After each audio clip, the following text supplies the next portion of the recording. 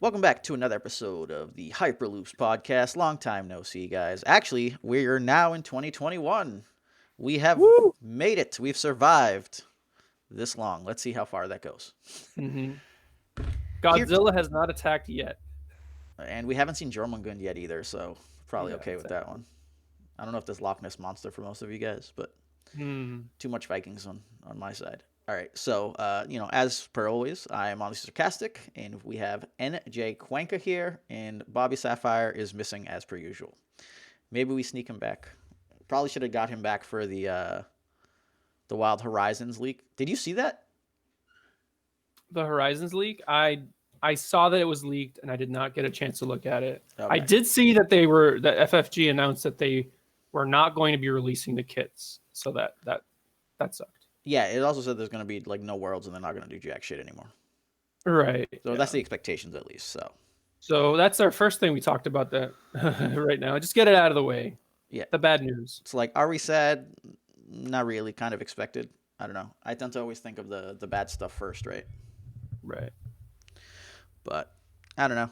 I'll say one question that I'll ask you is will the leaked cards, are we going to introduce them into as canon? No. Oh, really? The starter decks were also leaked and they weren't introduced as canon either. Okay. So like the stuff in theory was never finished, right? Like there could have been finishing touches that they needed to do on things before they got printed. They don't have like pictures and stuff. You never know what's gonna happen until the end. So like as far as I'm concerned, that could be like a beta release, and then they're just like, yeah, no, we're scrapping everything. So you don't really want to normally release the beta unless a bunch of people want it, but you'll definitely Right. see people cut and make the cards and play with them. Um, but yeah, they introduced Yeah. the green color.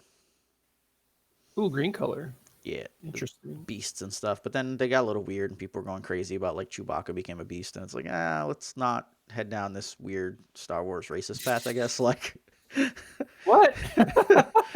What does green have to do with anything? because the green were like wild animals. So, Right, right. I'd so imagine like, like so the Ewoks were like green, or like maybe. But the thing is, it's like one of those weird situations where it's like, all right, let's say one of these races was capable of human speech. What makes them a right. wild beast? Like The Akbar can furry. speak, right? So like, why is Akbar Right. not a wild beast? But then like, it'd be like, all right, well, Chewbacca's a wild beast. It's like, that's fucked up. But I then mean, like, you could say that maybe any non-humanoid could be a beast, right? technically, aliens. Yeah, but I don't know. I actually don't know.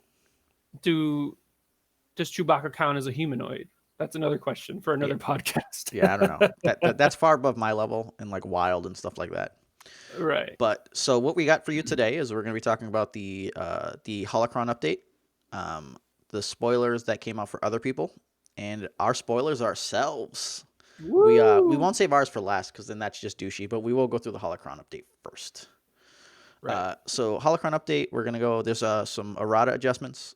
Captured now reads this downgrade would leave play. Set it aside instead. Attached character cannot be activated. Action: flip this downgrade and his controller gains one resource. Only attached character's controller may use this ability. Before it used to give, you used to have to give a resource to the opponent in order to flip it and pretty much detach it. Now you no longer have to do that. You just you let them gain a resource. So the bounty hunter decks still get to get their resource gain, but you're not nearly as screwed as you were in the old days. Like because if you didn't have a resource, you were just boned. You could just be like, yeah, here's a resource at any point in time. It's my decision. Bye. So Okay. much more interesting from there. Force Affinity is now spot up to 2 Apprentice, Sith, or Jedi characters to draw that many cards. Spot a Jedi to gain a resource. Spot a Sith to deal 1 damage to a character. Uh, Terran Malicos lost the Jedi subtype, and Unending Hate now maxes out at 2 damage for the blanks. So that's kind of a little brutal. Any thoughts on any of these so far, Cuenca? Yeah, let's go through them. I actually am curious about the captured thing. Yeah. I'm assuming that the whole it's cheaper for every unique bounty hunter is still there. They just, we're just assuming that's correct still. Yes. Okay. That's still the same. This is just that it's no longer give a resource, it's they gain a resource. Yeah, I don't know. Like it's obviously like it's not lame anymore. It's just one way. It's just one positive way, right? Yeah. Where they're like, you do get one, and I still get to play the game as opposed to like for Yeah. me, disrupt becomes like insanely good when you can't like actually activate your character. I like that change. I would have liked to have seen maybe like a reduction maybe from a 4 to a 3. I think that might have been like interesting because obviously it was costed with the whole like screw you sort of you can't play the game side of it. Hmm. I don't know. I don't actually see. I don't know if it's going to be playable this way. What do you think? Do you think it's still playable? Do you think? I mean, I don't know. What do I you think it's think? still playable as the two. If you were trying to do the thing where it was like costing three and you had one bounty hunter and one something else, then likely not. But it does free up the rest of the meta. It was gatekeeping too much as far as locking people into having an answer for it because you would just lose, right? Like there's a lot of decks I was like, oh, I guess I'll have to put one of these stupid unshackles because like literally if I ran into it, I would just that one thing would hit me and I would lose. I just can't come back from that. Plus you had to fight against DM and I was always playing support decks. Right. So like that in general I think is really nice. Now you don't have to Yeah. worry about it. You don't have to sit there running breaking bonds or random bad cards. So I'm content enough about that. Like yes, it scales them back a bit, but they lose the denial. They get to keep the resource gen, and you might just get the resource gen automatically now. Where before, if you played against specific opponents, they would just deny you the resource until you were activated. So like Hmm. there's weird things going on now where like you can kind of force people into it because the value differential is not as massive. Right. Yeah, and that's why I think that lowering it would have been good because the difference is insanely huge, right? It's not like close. It's massive, yeah, Yeah. but So it's still one of those tough ones, right? Because there's so the disruptor is very big for the opponent's game plan and stopping them. The issue was is if an opponent decided not to activate, it messed up your game plan a ton. So like when people played me and I was playing droids and they did that, they were so hard up on needing like the 3 for pulse cannons and big expensive things that if they didn't get it, they couldn't afford stuff either because they didn't have as many 2 drops. The expectation was they were going to get it always and they just weren't. So then there was like a real big problem there. right. The other thing is like if Dead or Alive was the bounty you used first, who was going to give you 2 resources and lose a resource in order to activate this guy? And it was like probably no one if you can avoid it. Um, Right. so it's like that's what I'm saying. Like it messed up their gen a lot. Like you can build more reliably now with the expensive gen, knowing that your opponent's probably going to always give you the resource. Yeah, and I think that traditionally in card games, when you have a card like that you're like, oh, I have to play this card just because otherwise I'm going to lose. It just doesn't feel right, and it's Mm-hmm. never been like good for a healthy meta. So like if you were playing Big Luke or Palpatine, you had to play a way to remove it, or else you were just going to get boned by like Mm-hmm. a Fet lineup or whatever, a Saj Dengar. But so yeah, I do like that a lot more now that people will pay you. Right. Then Force Affinity, I think the reduction on the one isn't a huge deal. It messes with the 3 wide blue decks, but it's not a ginormous issue, I think. So no concerns there. Anything about Force Affinity no longer getting like the massive 3 or 4 draw? I think that that's fine. I don't like this sort of. I never liked that design where you just have as many as you want because it is a restriction, and I Mm-hmm. thought we had learned from He Doesn't Like You. Oh no, sorry, from Feel Your Anger. That was bad because it just created too much of a swing in a game that was already a dice game, and I think this is fine. I think the card's still good. But I think that the next card, Taran Malikos, becoming a Night Brother and not a Jedi, is I'm actually playing that game right now. It's a huge flavor fail, unfortunately, I understand why they did it.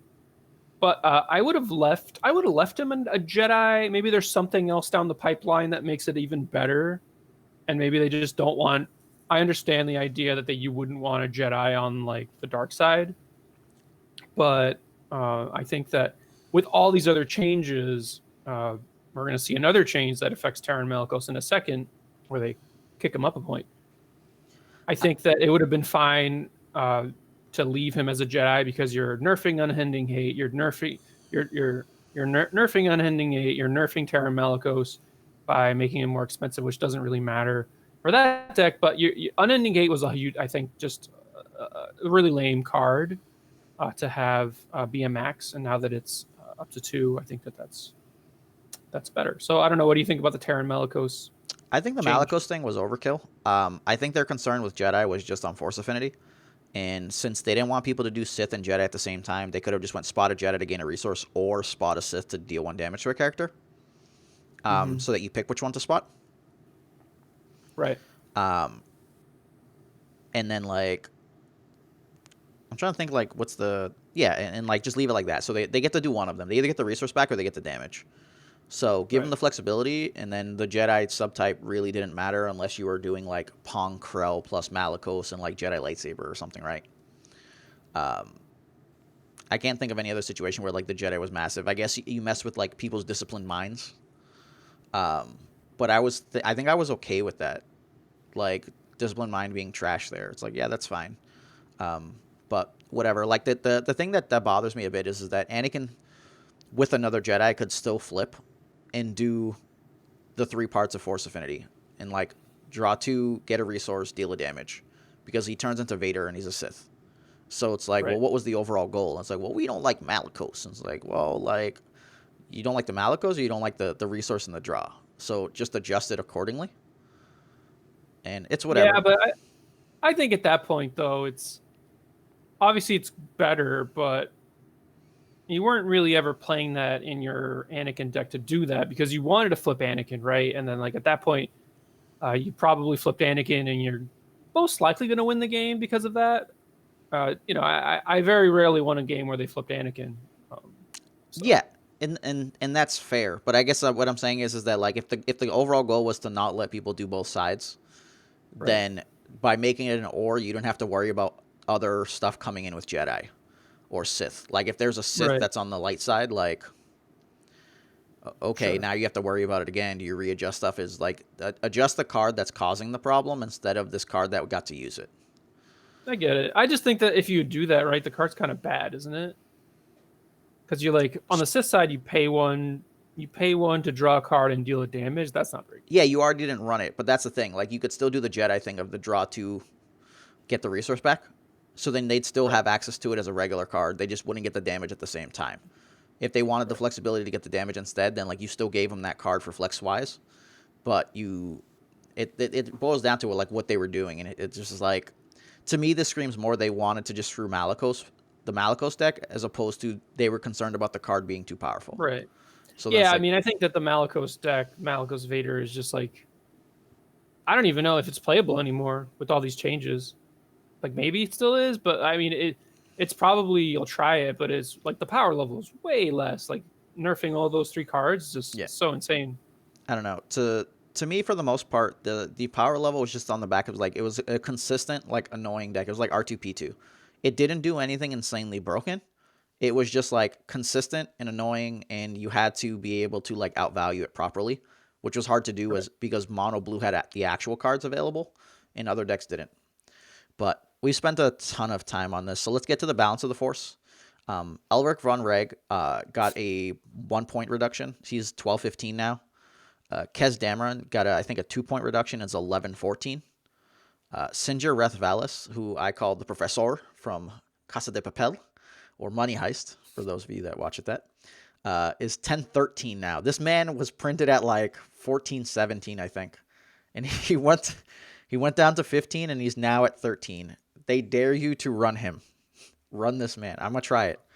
Sonara San, 11-13. Malikos got a point increase to 12-15, and United We Stand got a point increase to 1-2 and is now off the ban list. Any thoughts on these? I think I think the Malagos just got so screwed. It's just so it's so funny, and I'm at that. I just beat him in the game, and I think he's actually a really cool character from like a flavor perspective. And it's sad to see him fall so hard. Like they thought he was just so. I guess they just thought he was too busted. And I mean, having a free roll ability like he did is really good. So I understand that. And if you have 2 other blue characters, you get to flip 2 dice instead. And I don't know. I'm excited. I'm excited for Sinjar. I think that that will be cool. Now he's so beefy at 10-13, and now you sort of have a different style of deck, where now you have like this like really annoying ability. I don't know. He was 15 before. Yeah, he was 13, printed as 17, then he became 15. Now he's 13. wow. I Waiting for mean, that 11. 13 is really aggressive for a 12 health character that doesn't have any pay side. So I don't know. I'll be interested to see. Like the problem with this dice is just it's all over the place, right? It's just Yeah. like I got all these things. Like Well, so the thing is like Maz is 13 points and was like 2 range, 2 indirect, like resource and some control sides. So like Cinder's similar to that. Maz had an ability that did some value stuff.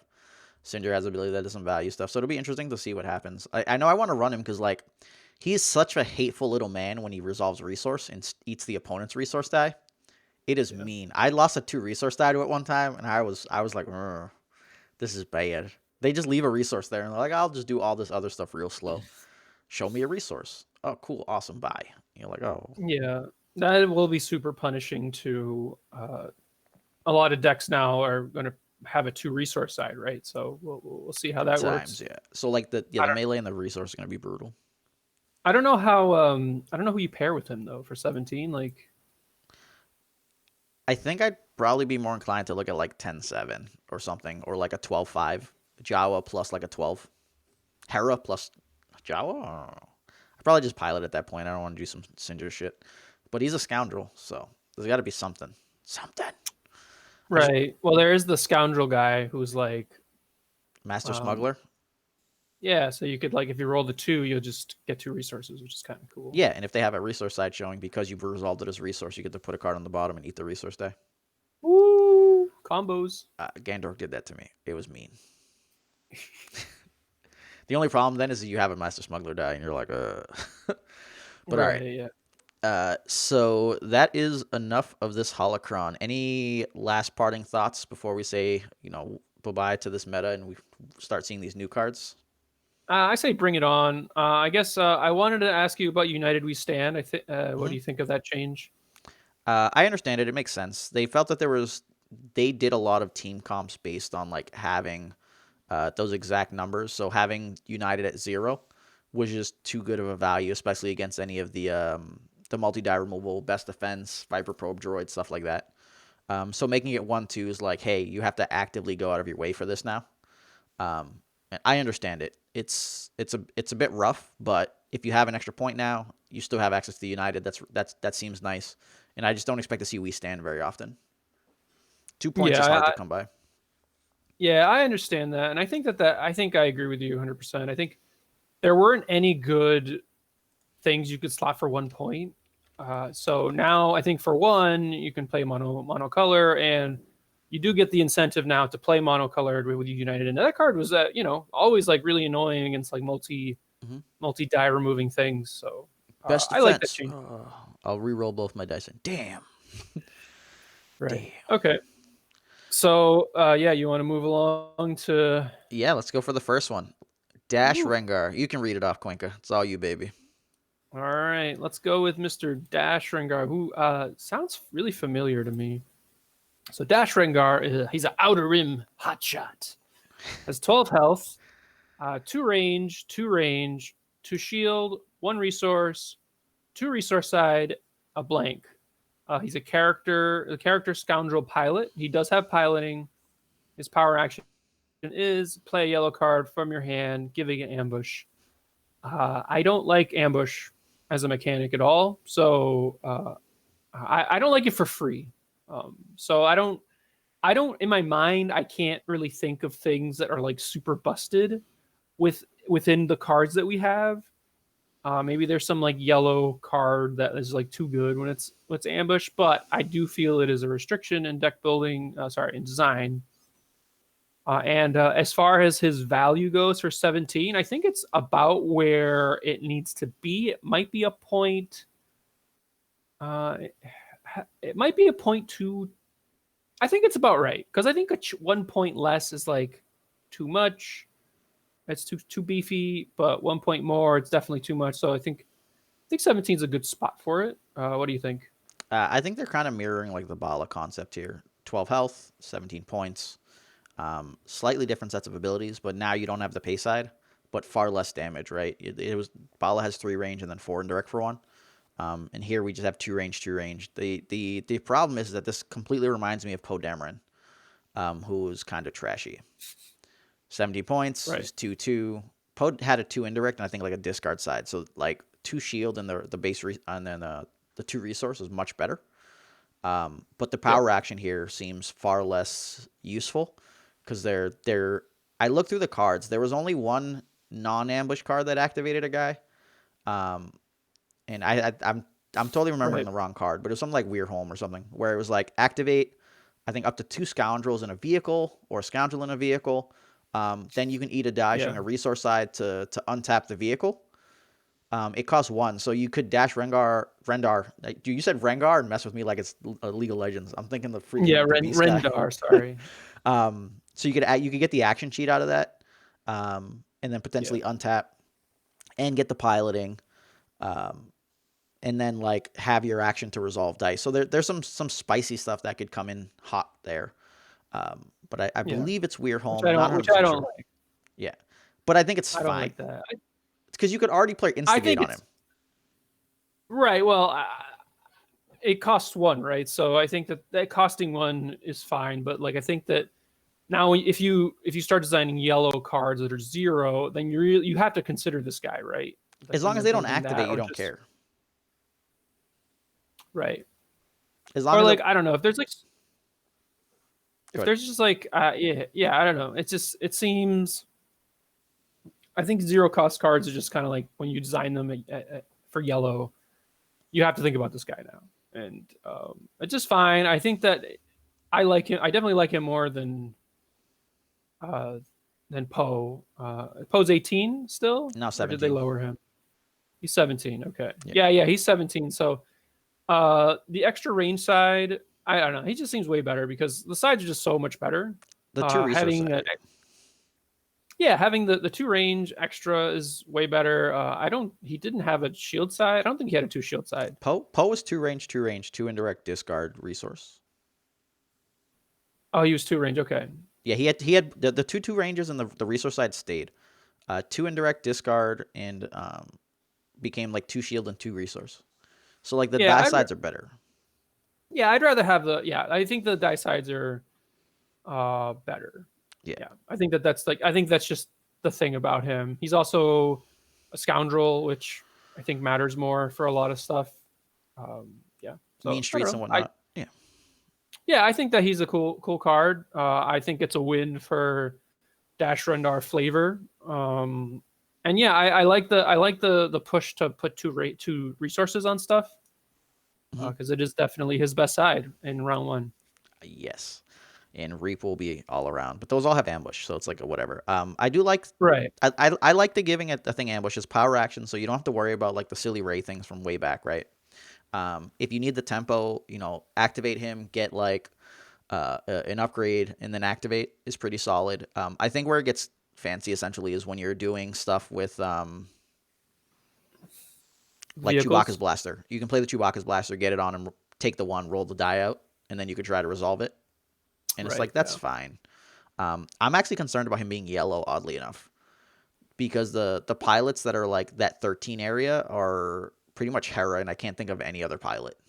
I guess there's like Kazuto and stuff like that are like 12s. Yeah. Whereas like with Poe, you get 13-point Han pilot, and 13-point Han pilot is just good. Sure.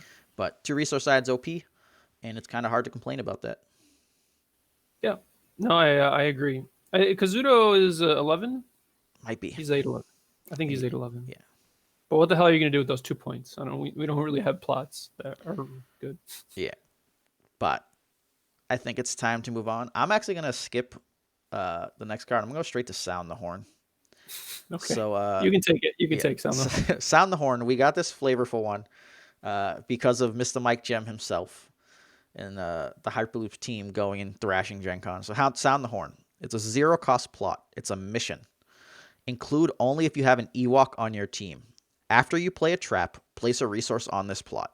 Action. If this plot has 3 or more resources on it, spend 3 resources and set it aside to add 4 set-aside Ewok warriors to your team. Place 3 damage on each of them. So it's a really, really weird card and really, really specific. But you get 4 dudes that would essentially give you 4 indirect right away, and they have a total of 4 health, period, 1 each. So anyone got like an AoE, they're all dead, and it costs you 3 resources, and you got to play traps. Cuenca, go ahead. Wait. You want me to go first? Damn. I can go first if you want, but I might talk too much. Yeah, could you go first? Yeah, Okay. please.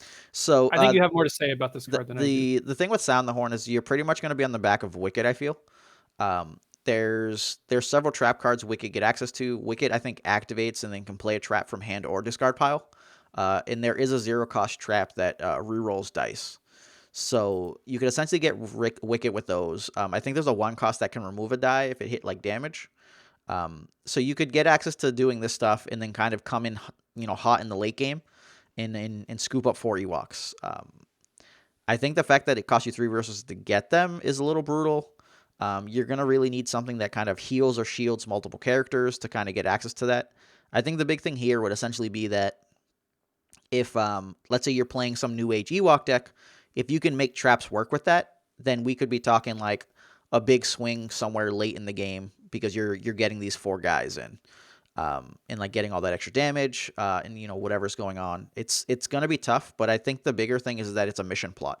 So you could, if you have an Ewok on your team for whatever goddamn reason, you could just have covert missions come in, which would get you a shield and tutor any card in your deck. Since it's a 0-cost plot mission, it's like, all right, can I make this work with like an 8-point wicket? Would an 8-point wicket to get a tutor and the wicket die being like a little weak be okay, and then get some trap value? There's probably some weird thing that you could do there.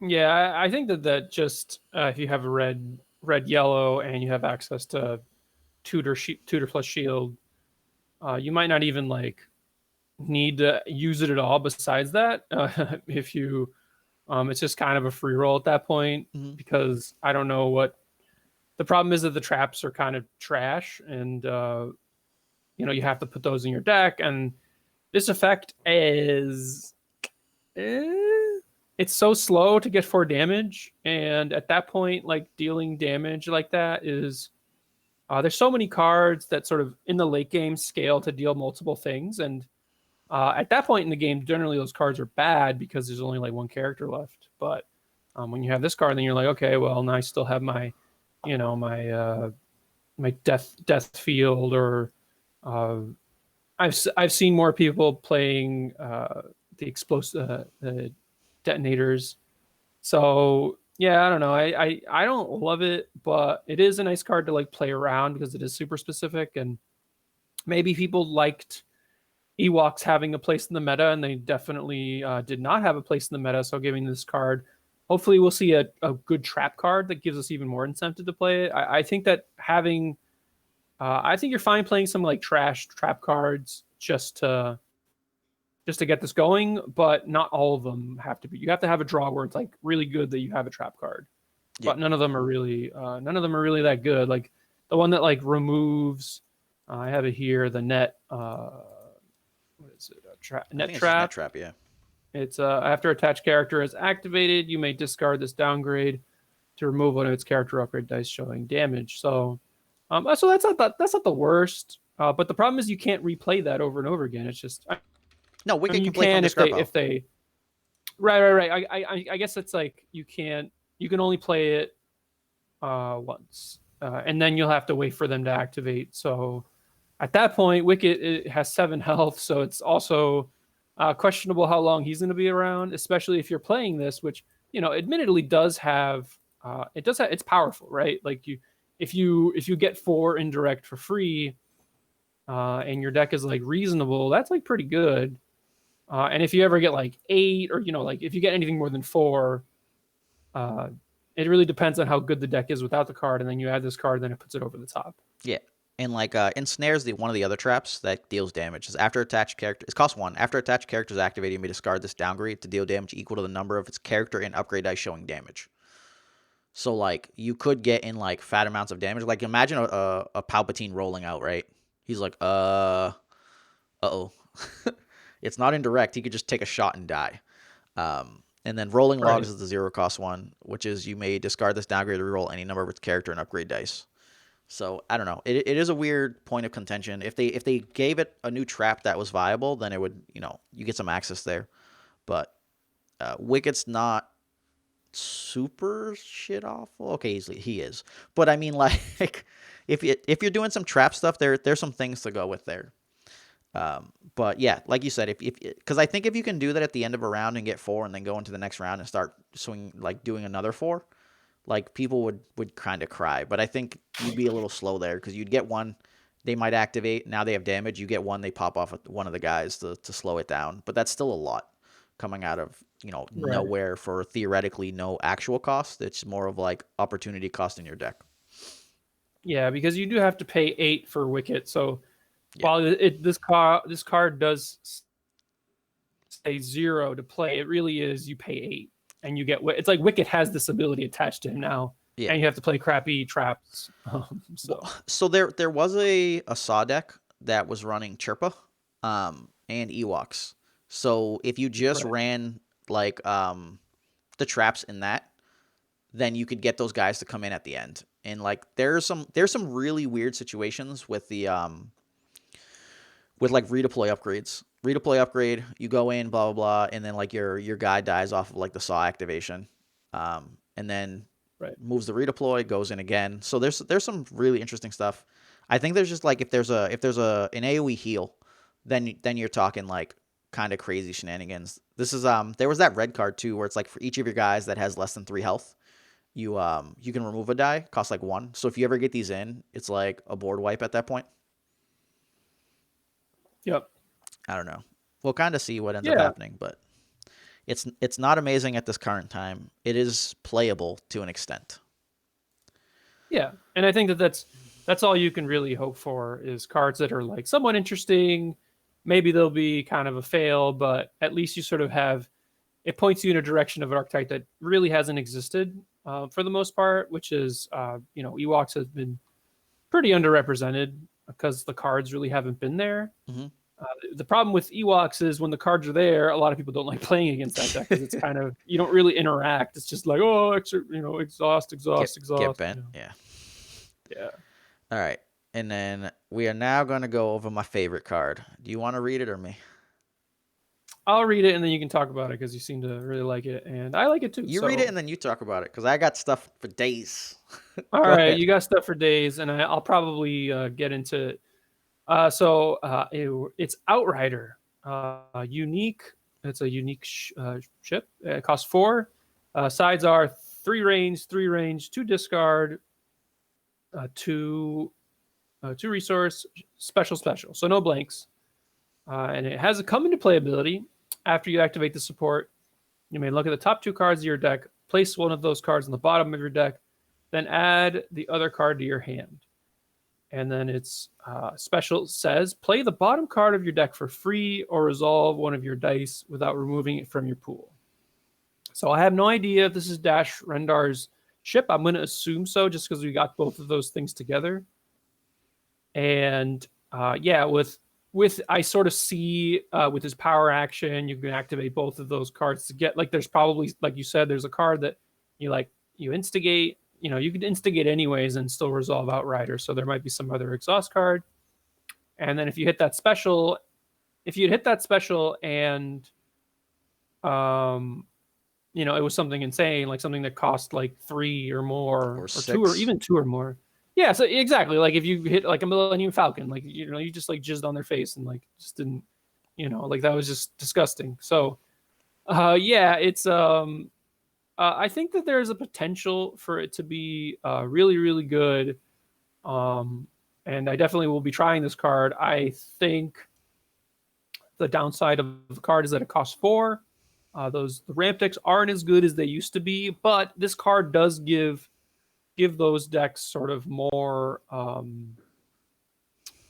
big things because I was trying to build those kind of decks and we didn't really have good like the supports weren't good enough. I felt, and the supporting cast wasn't really good enough. So you'll definitely see this With I think you'll definitely see it being tried with Dash. You'll see it being tried with just like random 3 wide with like 5 or 6 dice that like have a bunch of resources on it. And maybe Lando will get in there just because it has ambush. I don't know. So I think you can get some like silly things where you can resolve this dice quickly, and if you hit automatically with the special, it's going to be real gross. There's a lot of ifs in that statement, and you can't really. It's hard to build decks, like the old Voss decks. That there were a bunch of big stuff, but you do have like you were saying, you have Reap, so you can get to 4 pretty easily with a bunch of the yellow characters that are hero. So yeah, I like it. You can take it from here. I'm sure you have a lot of other things to Yeah. say. All right. So there's essentially two things I'd be looking to do for here. One, I'd either be looking to because it's not a come into play; it's an activate. So every activation, you're getting a free card. Plus, Oh, you're seeing what you're keeping on the bottom from those two. So there is a little bit of luck involved. But I'd be looking to hit Rebel Hanger, which is the 6 drop that get tutors through your deck for up to four resources worth of vehicles. This is a vehicle, so you get tutor for this. But you could also tutor up like a ghost and a merchant freighter at that point. Um, and I'd also be looking to build this with Rescue Han. This would be the new 4 drop that you would play and then Rescue Han and then go to town with, because now you'd be looking at like scary things, right? If this activates, you peek at the top 2. You could go like find removal essentially and keep some bomby special on the bottom. The big thing for me here is that like in decks like that, because you have a high amount of 2, 3, and 4 drops, or at least like there's probably about half of your deck in there, maybe like 2/5. You now have the access to that essentially being the equivalent to another 2 resource side, maybe 3 resource side. Okay, you outrider, boom, you find like a Chewbacca's blaster, and then you special Chewbacca blaster comes down, and it's like, whoa, this is insane. So like I think it's gonna force the opponent to mitigate those specials. Um, the dilemma kinds up being is if you're playing the protection game with your vehicles, I think most of those require you to have like a single vehicle. So if you went with no other vehicles, you could definitely do some outrider tricks. It's just problematic. But if an outrider activates and finds like an entourage, your opponent probably like immediately cries. Um, like outrider goes there and you're just doing whatever stuff, and you're like, yeah, this doesn't matter. And then like the special entourage comes in, you're like, oh shit. Things get bad real fast. I think from like a value perspective, the big thing for me has always been like cost. So it costs 4, meaning if I can get the value to have paid for itself in 2 rounds, then I'm real content with it. Since the specials and the resources uh, pretty much are going to equate to a minimum of like 2 resource worth in theory, then because you're going to clearly build with this in mind. You're not going to sit there and only put 1 drops in the deck to like outrider or 1 drop. That's just a waste of your time. Then like 2 resolutions between resource and special, which is 50% of the die, is pure value, and then you're just going bananas. You hit a 3 drop ever, and like this looks absolutely nuts. The 3 range is real nice. That's only a resource and a half, but like perfectly fine. And you are getting the kind of peek and draw that you don't normally get in this game. Looking at the bottom 2, or actually top 2, and then just kind of like filtering through is real nice. Um, Outside of that, like I don't really know where it's gonna take me, but this would be my new big bomb card. I'd be looking to run in like a ramp engine type deck. Like I get a bunch of stuff going, and this will get me other big bombs, or find them at least. Look at the top 2. It's like, oh, I think this is gonna get mitigated. Well, let me grab the bomb I'm gonna cast into my hand for the future round. If I hit the special, I could YOLO and put something at the bottom. There's gonna kind of be like a gamble going on there, but I think that's perfectly fine. But yeah, if you ever hit like a rebel hanger and get like a ghost and a merchant freighter, like the game may have ended unless your opponent just bashed you in the entire game. right. And I think it also is like when you get this in round 1, it can get real silly real fast. So once you get to like round 2, still could get gross, but then after that, it's hard, and it's like you build it with it in mind. And I think the ramp decks sort of already kind of build themselves with it in mind. Obviously, like Rebel Hanger, you'd probably never play without Outrider. I guess you could play it to get to. I know you were playing it, but the 2 costs were not great Uh, after Speeder left. After Crate Speeder left. Yeah, the crate left, and the I think the one that specials and like gave us shields may have left. But you No. could tutor Outrider off of the Rebel hangar. You won't get the 0 with it. Right. So, Yeah, right. but Yeah. You'll get that, but sure. yeah, Ghost and the other one's fine too, especially if you have some piloting. But I think Rescue Han is the big thing for me. This is the four for that, since you have like a plethora of 2s and 3s, and probably Right. some like one additional 4 to go with. Then you have enough of cards to kind of hit, especially Right. since And you don't keep them in your opening. yeah, and you would also see you get to see more cards, so you can get to your. So is it you hit the 4 and then it flips, right? Hmm. The Outrider, you would flip Rescue Han off the 4, so 4 If and you hit the then other ones already, yeah. But if you miss the okay, other ones, then like this will it'll help you still help find you. those, yeah. Yeah. But yeah, you'd have to go wide. You'd Okay. have to go big board state. Yeah. I mean, I think the card's really good.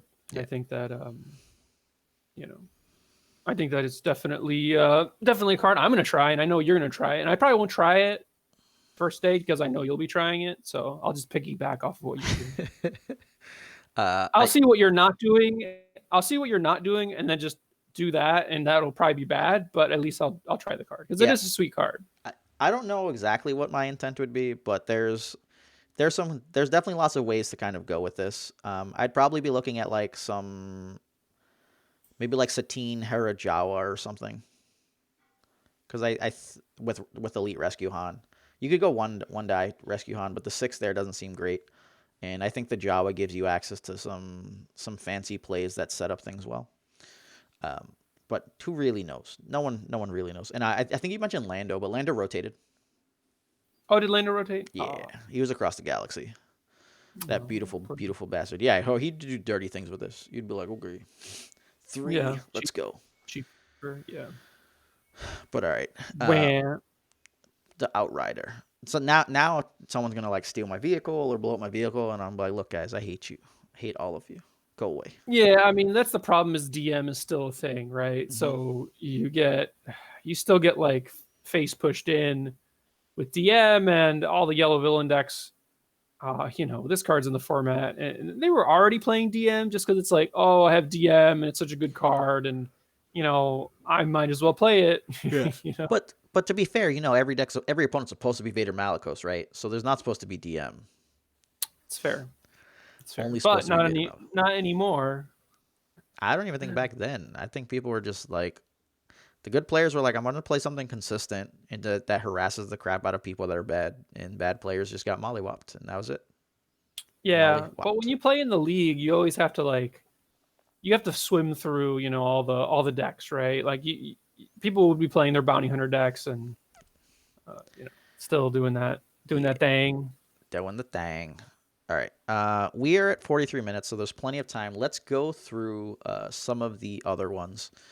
So very quickly, Echo Base had 3 that they went through, and we haven't put out a lot of stuff recently. Life's been real hectic for the both of us. Been super busy, so our apologies on that front. But we're hoping that this new set comes out, and we find some renewed vigor to test and build and kind of create content. Who really knows? We'll find out. But Small Battles 1, 0 cost. Event, red, neutral. Resolve one of your red dice showing a value of 1 without removing it from your pool. Oh, forgot to mention, the other 3 were all hero, in case that wasn't discussed. Yeah. So Cuenca, we had a minor discussion about this. I'm a big fan of if you have a resource side. Small Battles 1's really good, but Cuenca did make a valid point about one other side that he loves thoroughly. Go ahead. Yeah, if you have a 1, resolve one of your dice showing a value of 1 without removing it. So if you have a 1 focus, you can 1 focus the die itself to get to a 2 range side or whatever other side that is on that dice. So I'd have to go through all the red dice that have a 1 focus side to see how good that is. But sides like I don't know, just like specials or a 2 range. I'm sure there's 2 range sides that are probably in there. So yeah, I think that all those things are sort of have applications. It's a 0 cost card, and yeah, it's a nice card to have is at your disposal to that sort of thing. I know what is it what's the trooper that has like they deal indirect damage? I think she has a focus side, or also the 13 cost 13 cost Phasma. She's still legal, right? No, they rotated. Oh, they rotated. Okay. Yeah. Yeah, but there's that other one, the 14 cost one. She has she. I don't actually know, Pyre? but Pyre, yeah, Uh, yeah. Pyre has it. so I was thinking after, like just now, when and if you use this on a one focus, the focus itself, it's the equivalent to using it on a one damage. Because you would What do do you? this, have it focus itself, and then you would do two. If you did it on a one damage, you would do one damage, and then you'd resolve it after and do the one other damage. Yeah, that's fair. I suppose it could help you pair. No, I guess it wouldn't help you pair. No, it would help. It could help you pair. It could help you pair modifiers. Mm. Because if you have like a +2 and then a focus, you could be like, okay, I'll focus the 2, and now I can do 4. Yeah, I think I would like it with that red vehicle, the two costs. It has a two range side, has a 3-for-1, has a focus and two single disrupt sides. So like single disrupt, I think is very good for 0 as well. Yeah, But that's true. I like that because then you could like if you have like a 2 focus and then you have a disrupt, you could be like, oh, I'll eat your money for 0, and like I feel like that effect is like good for 0 as mhm. opposed to like using a die. So yeah. Yeah, yeah, using a card to disrupt is a little brutal. So I concur. All right. Next one is Doc Ralter, Rogue Gunner, 11 health, 12-15 for points, hero red, 2 ranged, modified 2 ranged, shield resource blank, piloting, character pilot. After you activate this character, move one shield from a card you control to another card you control, or give one shield to one of your characters. So pretty much you can just treat it as get a shield. There's some shenanigans going on. I see Cuenca's face making like weird thingies. It's the destroy the Death Star. The shields you Hmm. can remove. You can move them from there to plink them off. So if you did like him plus Luke and destroy the Death Star, like 3 activations of Ralter is like you only had to do 17 additional damage to kill it. And I think you could actually do 17 damage and win the game that way, like pretty reliably. It's just gonna be like what little vehicles you have to work with it.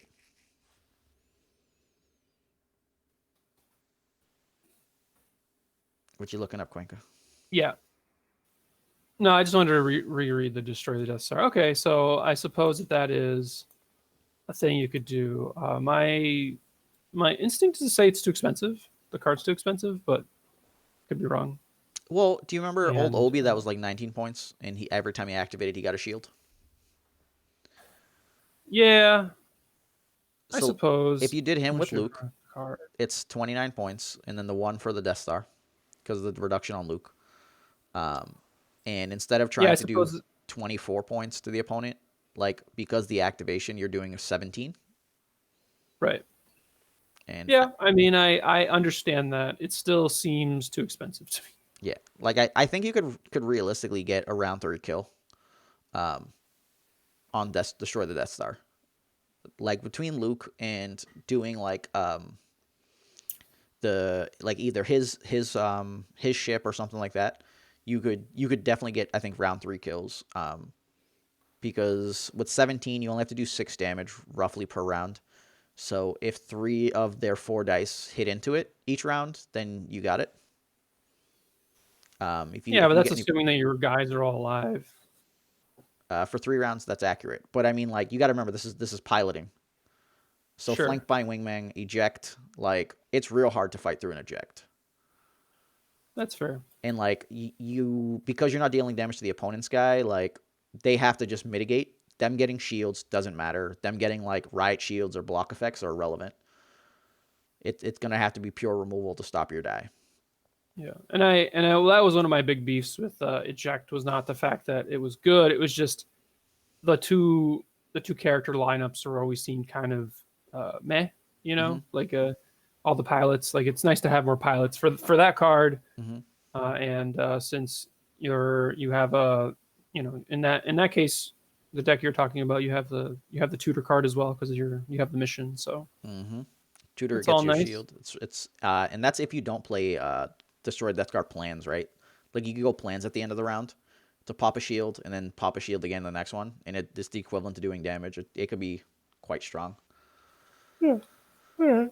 We'll see. I And mean, instinct is just to say it's too expensive, but because of that one particular deck, if that deck is good enough, then it might have a space in the meta for yeah, sure. if they print a 2-drop vehicle, that's real strong. Because the thing is the A wing with Luke is disgusting.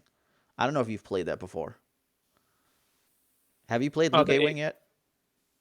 I have not. I have Okay, not. so A wing is 2 ranged, 3 for 1 ranged, focus, disrupt, disrupt. Oh yeah, yeah, yeah. No, this So the card. problem Yeah. is Luke can activate the A wing and then pitch a card and like 2 disrupt you. Mm-hmm. Like it's Yeah. dirty, straight up dirty.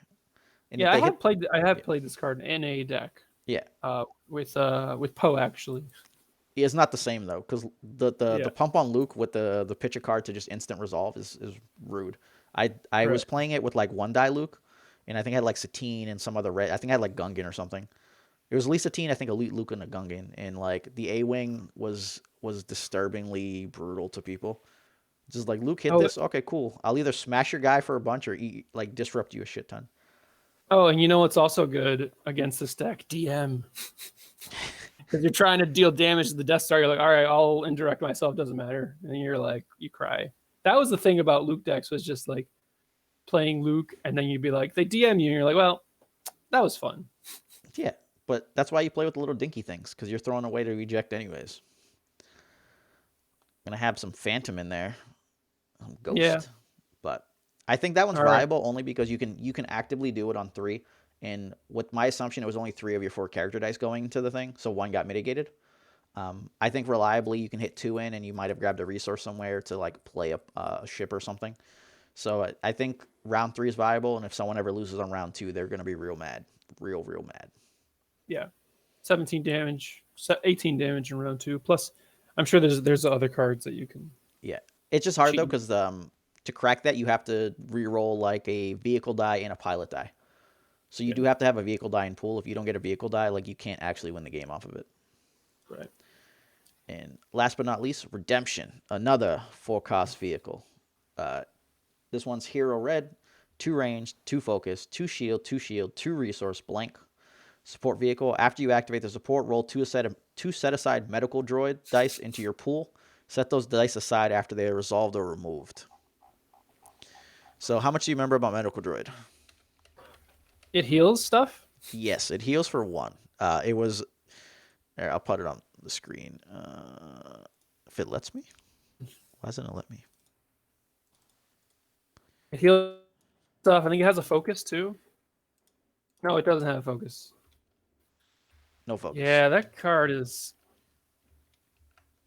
It's just like you compare this card to like Mega Blaster Troopers or something, and you're just like, oh, I know you needed like a leader for that, but still, just Well, the thing there is still that like the value behind it is massive from a stall deck perspective.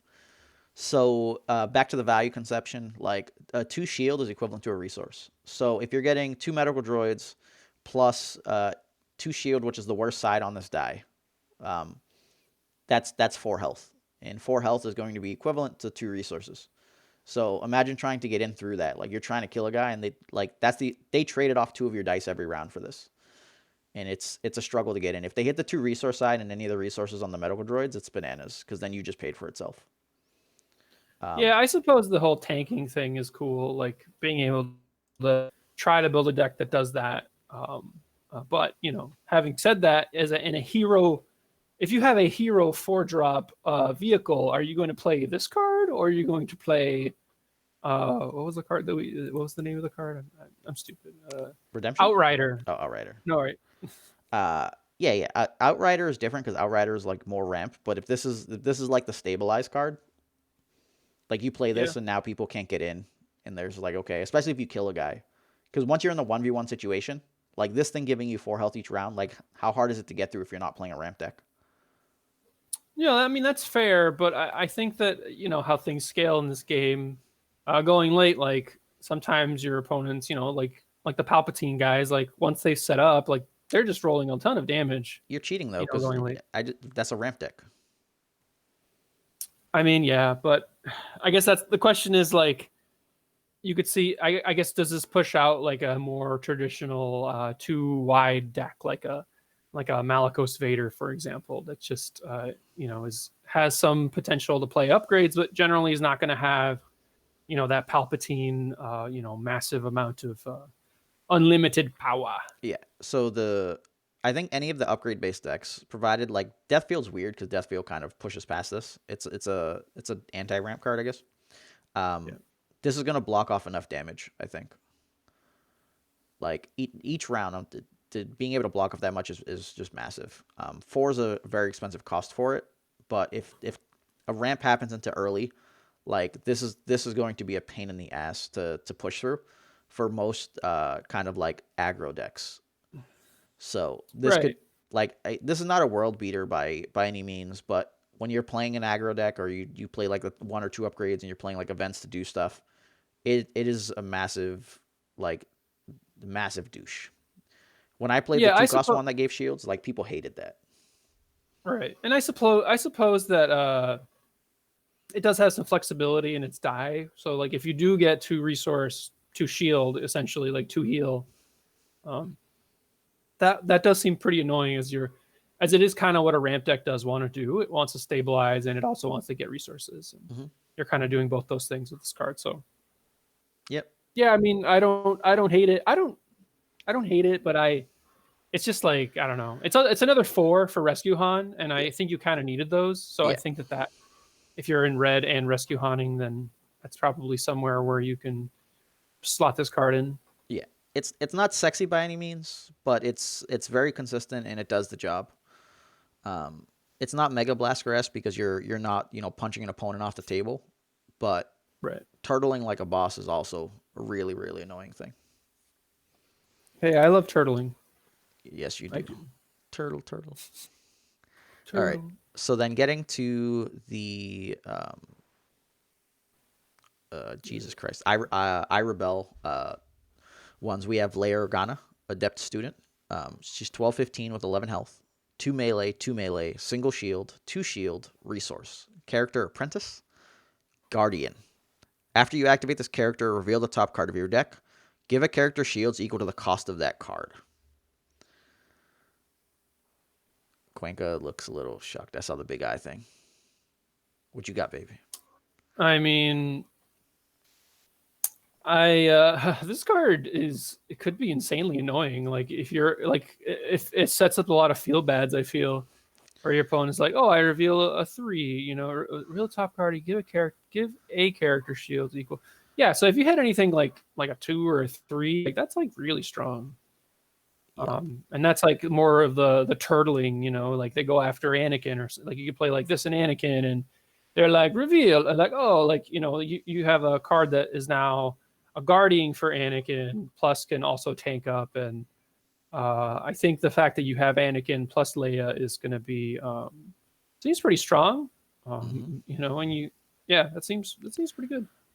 So in case you didn't know, Guardians after you activate this character, so you can Sure, sure, stack sure. them to get the shields first, and then punt like something magically big off the table to Guardian it. So you can hit like a 2, get 2 shields, and then eat a 2, and like not have to have worried about shields sitting there. Right. Yeah, yeah. I mean, the die sides are, I think, at about what you need it to be Mm-hmm. for the cost, and having Guardian plus the shields, like both those effects really work nicely together. And if you compare this to like Old Man Luke, like I think that it's not even close. Like how much better this card is than like Old Man Luke. It's tough because like Old Man Luke had like extreme abuse options if you could like reasonably put abilities over and over, but it was just hard to use him. It's much easier to use Leia. Leia's downfall Sure. is pretty much going to be if a bunch of zero cost cards exist. If a bunch of zero Right. cost cards get printed, she gets worse and worse because like it's an activate ability. So let's say you hit 0. How many 2s do you have in the deck? Like your upgrades, like might go okay, a stack of 2s, a couple 3s, maybe 4s for Sheehan masteries, right? But like maybe there's 10 of those, 9 of those that are 2 or more. you might have like one event that costs 2. So it's a Right. 1 in 3 probably to go higher than that, and it's really going to boil down to how many zeros exist. With her Sure. shield side, it's just if you go Anakin, you might run the 0 cost card where you could eat shield dice to mitigate dice like he doesn't like you. Um, Right. BD1 stuff like And that. that's So cool. there's things going on there. It's good for me. It just really boils down to how many zeros are going to be around. But this reminds me of that Obi that we talked about, especially with like that other red guy we talked about. Like you're pretty much going to get a shield every round from this. So the Guardian's tight. The die sides are nice. Um, Overall, very usable. Like I'd say this is like the average, right? But you have the casino where you hit the crazy top card and get like 2 shields and an opponent cries. Right. And then yeah, there's a lot of like other like redeploys, right? Like redeploys or threes, Mm-hmm. like Anakin's lightsaber. You could just like hit Anakin's lightsaber, or Yeah, try just calling another 3 having though. um I don't know. They Give me a second. rotated, bro. Oh, Dagger's you know gone. what? No, there's that. There's the one that I think is actually pretty good. It's like it's kind of like a poor man's all saber where you can like pay one to reroll the die in. I think that card's actually pretty good. Oh, I can't Cal remember the name of Kestis? it though, but I played it a little bit. Cal Kestis? Not Kestis. It's the I think it's the other guy. Maybe it's Kestis. I don't know. But There's a it's one of Pong Krell the one, new. Yeah, Pong Krell. Yeah, but that yeah, I like Pong isn't Krell. Pong Krell villain? Um, He was a villain Jedi that brought like hero cards in. no, no, is it Pong Paul Krell's Krell? lightsaber. Oh yeah, you're right. I played it in the villain deck. Yeah. Yeah, Okay. good old Pong Krell. Well, yeah. So I guess my point is more that you could load up on Anakin's lightsaber. The fact that I think that this card is just a card that protects Anakin is also like it's a reasonable character. Mhm. I think that will push it into a automatic day one try. And I think that certain decks will have a hard time dealing with it because they'll be trying to do damage quickly, and then Anakin is going to be like, ha ha ha. And you like two sides with like that's no joke. Like they're free. The 2 shield sides obviously work well, like you were saying with the Guardian and Anakin. So yeah, I like it a lot. Yep, real gross. I'm trying to think if there was an 11 cost Jedi that we could get like the apprentice, the youngling in, so that she could give shields to the youngling. But like, I can't think of one. There's like 12 cost ones, but not 11. But yeah, no, I like her. I think she's fine. Um, Yeah, like I tried Cal Kestis Anakin, and I thought that was fine, but I think that Leia is definitely better than Cal. yeah. Well, you could also run her with Cal to protect Cal as you suit him up. Yeah, but I'd rather just play Anakin. Shh, I know. Me too. Me too. All right. Going on from Leia, we have Luminara Unduli, Patient Master, 10-14, 11 health, 2 melee, 2 shield, 1 resource, special. Each apprentice character you control has +1 health. Special. Choose and do 2 of the following. Discard a card from an opponent's hand, give a character 1 shield, roll an apprentice die on one of your other cards and play into your pool. Quank is making faces. Any thoughts yet? Um, hmm.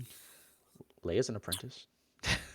She is an apprentice, and then you could also play the younglings, and they're fives now, right? So They that's are. something. She just can't roll their die into the pool because they ain't Well, got one. yeah, but you got like shield. They didn't make him discard a card. Yeah, I mean, I guess what I come down to is just comparing this to like Anakin and for example, like if I play like, will I want this card or will I want Leia with Anakin? And I think it's like not particularly close that I'd want.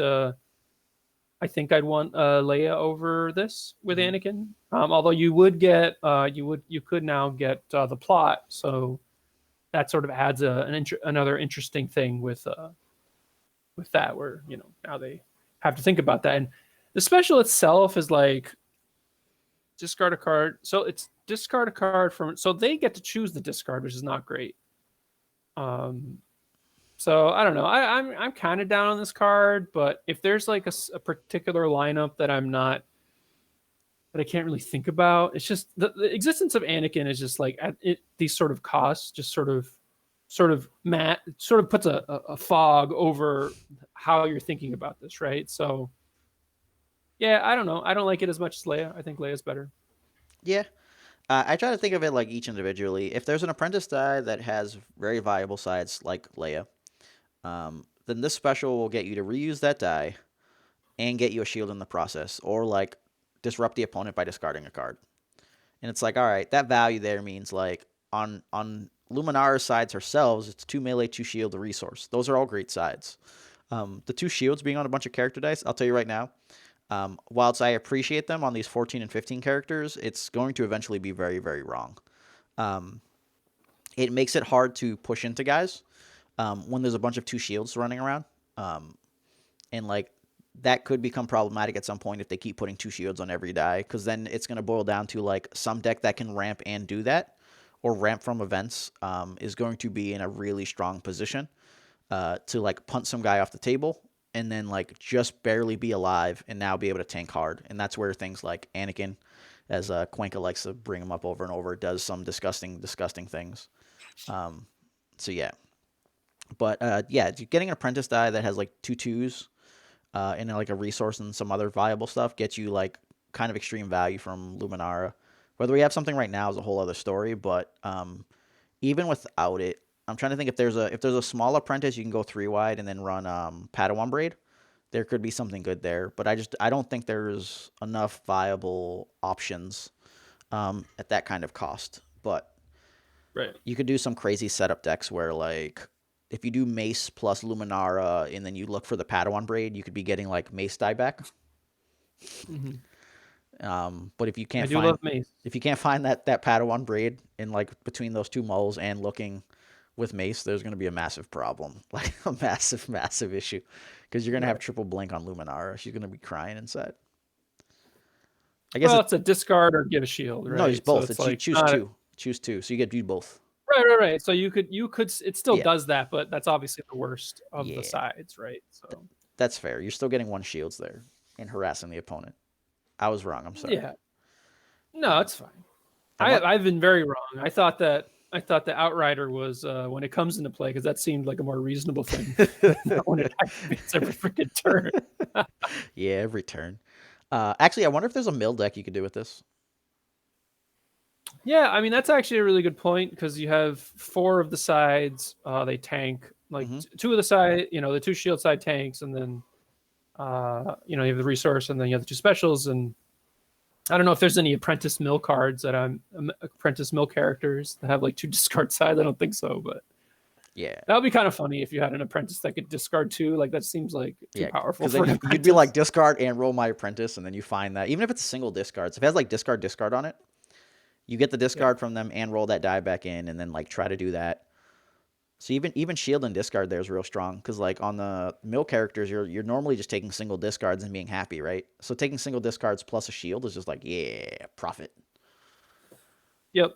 Yeah, and to back to your point of like the 2 shield sides, I think that that's just what blue does. They want blue to do that, and I think that they're kind of fine with it in a sense because all those 2 shield sides end up being for big characters, and I've played these decks enough where I'm like, okay, the 2 shield sides are nice, but they do get mitigated like like 2 stick sides, and Mm-hmm. if you get in this situation where you have like shields and sticks and then like it forces like interesting decisions from your opponent where they're like, okay, do I try to go after them or try to survive?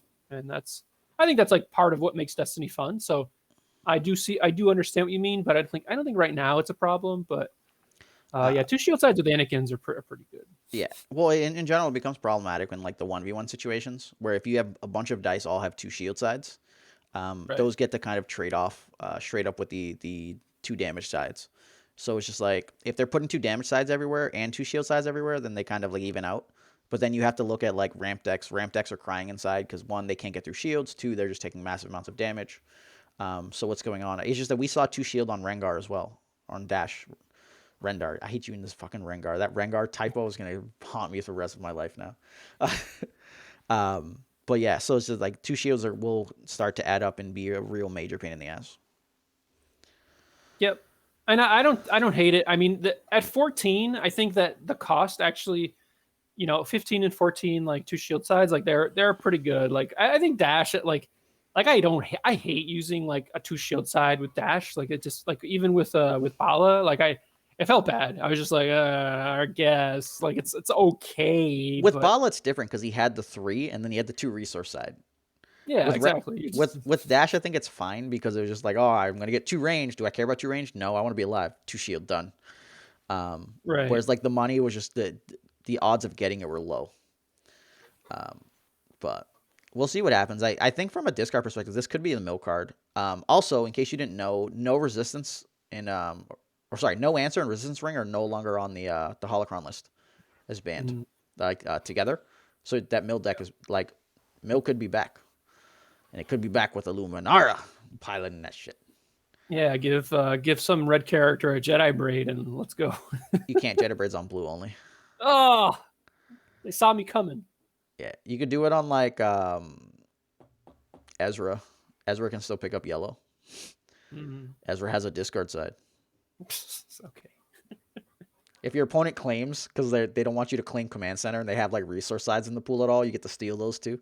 Like you're like, I'm gonna resolve those. Yeah, get some. All right.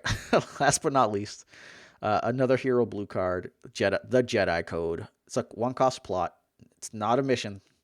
Include only if each character on your team is a Jedi or apprentice. Exhaust this plot and remove one of your dice showing a shield to remove an opponent's die showing damage. Mm. This seems like wrong on like several levels, but it costs So 1, so so who knows? so this is sort of like the card where like it makes Luminara way better, right? Because you're just like now you have this card that essentially all your shield sides are removal, and with Luminara, that now she has basically a 15, and then you're talking about obviously Anakin, but then you have like you could also think about Luminara and Leia, and Leia obviously has that like dinky one shield side, but with the Jedi code, that dinky one shield side is actually really good. So yeah, this Mm-hmm. card, I think this card's really good. It might be too good. So this is okay. So this is the thing you're fearing. Now this I feel is really the problem, like getting through. Maybe you were already thinking about that, and I hadn't actually seen this card yet. And then like your opponent, like you have this one shield side, and you have this card out, and you have like your opponent rolls in like a vehicle that has a 3 range side, and you're like, all right, I'll just remove that. And it's sort of like it also when you have too much shields, that's bad, and sort of like the timing of it. The timing of Jedi Code could be like really profitable, where you're just like, okay, I'll maneuver my actions. So like this is the last thing I do, and then you have to resolve this, and Mm-hmm. you have to resolve your side after I remove your other side, and Yeah. yeah, Uh, it's the, going to be interesting, and it's also going to create going to make people play better by sequencing their stuff. Where you're just like, okay, I'm gonna move in with my worst things first, and then like make you think about using your shields to remove my stuff. But yeah. Well, this thing's disturbing with BD1. But no, the card I was thinking about was there's a 0 cost event that you could remove any number of your dice showing shields to remove any number of dice. right. Yep, I So have it played was that card. primarily that. So like 2 shield sides would just trade out. You would never cast a card.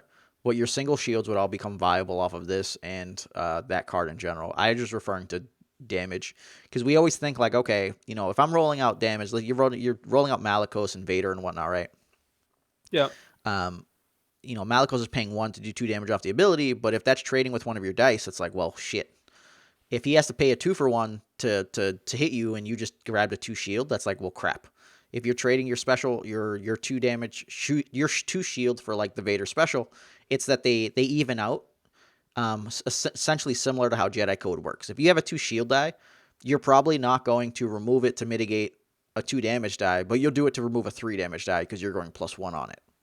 right. So like that's kind of where the big thing is. Like Jedi Code kind of looks like useless when you think of it like that. But if you have too many shields, then it's like, well, now I can just mitigate when I feel like it, and I can mitigate your best big die.